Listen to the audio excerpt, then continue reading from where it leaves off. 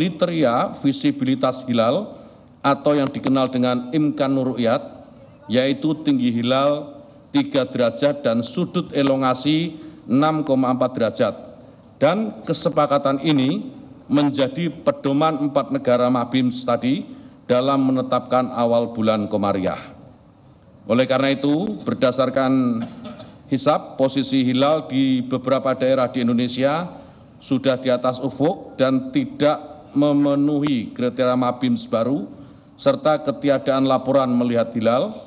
Sidang isbat secara mufakat menetapkan bahwa 1 Ramadan 1445 Hijriah jatuh pada hari Selasa tanggal 12 Maret 2024 Masehi.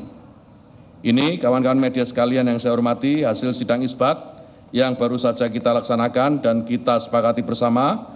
Dan tentu kita berharap mudah-mudahan dengan hasil sidang isbat ini seluruh umat Islam di Indonesia dapat menjalankan ibadah puasa dengan kekhusyukan.